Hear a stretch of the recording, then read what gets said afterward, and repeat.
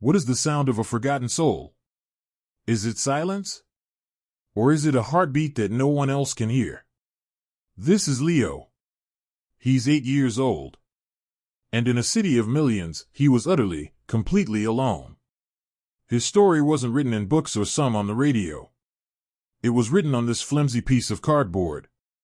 A silent plea in a world that had forgotten how to listen. But what Leo didn't know was that the loudest answer to his quiet prayer wouldn't come in a whisper. It would come as thunder. To understand what happened on that Tuesday afternoon, you first need to understand the silence that came before it. The silence of a foster system stretched to its limits. The silence of a family he never knew. The silence of an empty stomach and a heart full of questions. Every day, Leo stood on this corner. Not just asking for spare change, but hoping to be seen. Hoping for one person to look past the sign and see the kid holding it. But on this day, the silence would be broken. Not by kindness, but by cruelty. Shame. It's a heavy blanket for a small boy. Leo didn't answer. He had learned long ago that his voice didn't matter. His silence was his only shield. Sometimes, the cruelest wounds aren't the ones you can see. They're the words that carve themselves into your soul. Nobody. For a boy who already felt invisible, this word was a confirmation. A verdict. He believed it. And that is when the ground began to shake. It started as a vibration in the soles of his worn-out shoes. A low rumble that grew into a deep, earth-shaking roar. It wasn't the sound of the city. This was different. This was the sound of 100 iron hearts beating as one. They weren't just any bikers. This was the Silent Saints MC.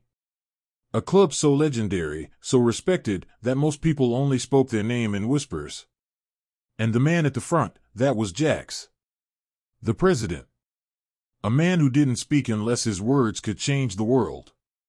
In that moment, time stood still. The city noise faded to nothing.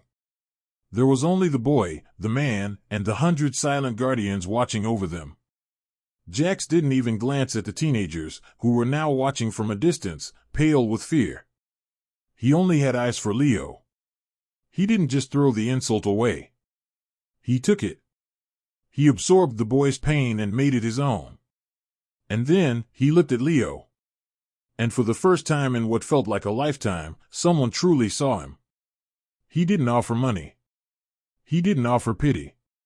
He offered something far more valuable. He offered dignity. The note didn't contain a promise of riches. It contained a promise of worth. But their work wasn't done. The message wasn't just for Leo. It was for everyone who would ever look at him again. There was no violence. No threats. There was something far more powerful. Accountability.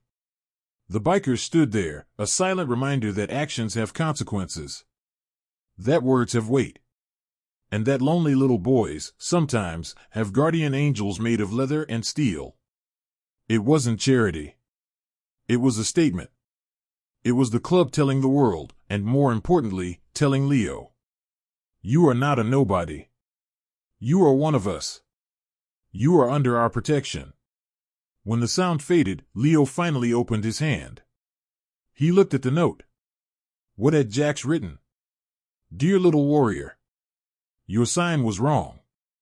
It should have said, Future President of the Silent Saints. Your name is not nobody. Your name is Leo.